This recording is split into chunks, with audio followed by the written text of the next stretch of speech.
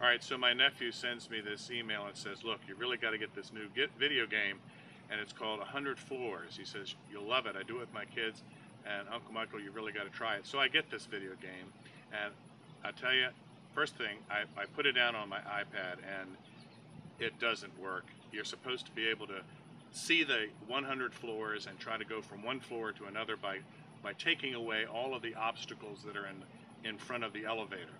And you have to shake the iPad, you have to turn it one way or that. Well, it doesn't work on an iPad, it's really too big. It's supposed to, but so I put it on my iPhone and I think, well, okay, I'm going to try it.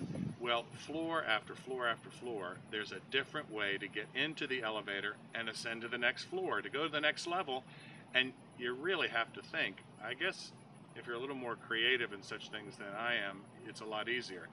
To be very frank, I finally got the guide, and I've been cheating on a lot of the floors. I think I've only gotten like 3 or 4, but I've made it to 20, cheating or not.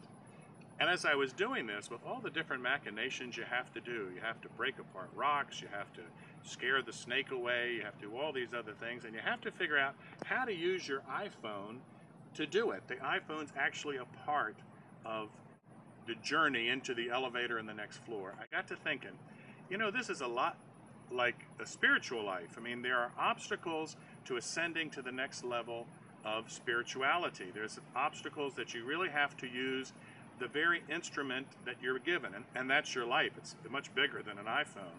Sometimes you have to twist it and shake it in ways that you don't think about. You have to be a little creative.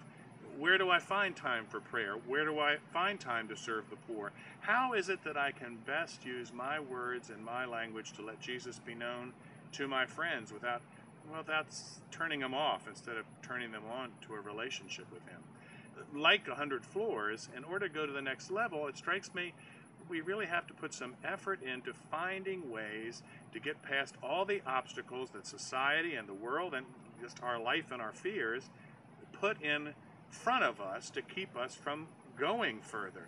We so often get so content with just saying, well, I've made it this far, so I don't need to go any farther.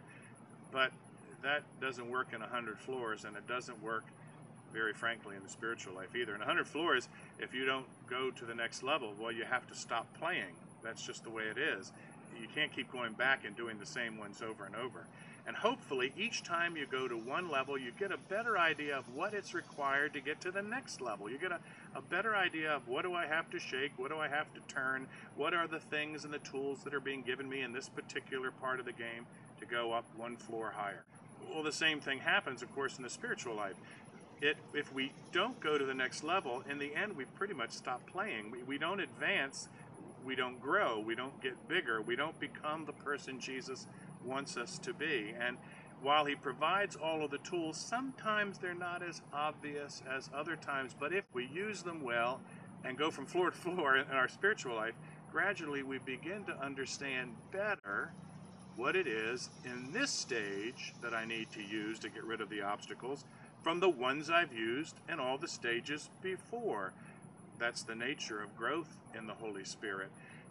I think if we spend as much time doing things in our spiritual life that got rid of the obstacles as I'm willing to do sitting at night when everything's over, playing 100 floors and go through all of the machinations, trials, and turmoils to get up one more level, I think holiness would be a lot more within our reach, a lot easier to attain. You know, de Caussade tells us that holiness really isn't hard. He says holiness is, well, it's just looking at this given moment and saying, what does God want me to do right now in this? Well, that may mean going to sleep early enough to be refreshed, having dinner with the family, sticking up for him in a conversation, praying for the folks at church, or the pastor and the priest at church. It can mean a lot of things. All of them are tools to get rid of the obstacles that make us think we're the only people that our ego is the only thing that's important, and that, well, we're the only ones that matter. We get past those obstacles, we ascend. We go level to level, freer and freer, until at last we get to the top. And at the top, the best we can be, the fullest human being we're able to be. Well, that's the best tool of all. His cross and resurrection, the Eucharist, sacrament of reconciliation. So many ways to keep clearing things away from the door of the elevator, Christ's grace and love that brings us into his embrace. It's a cool game. It's even a better life.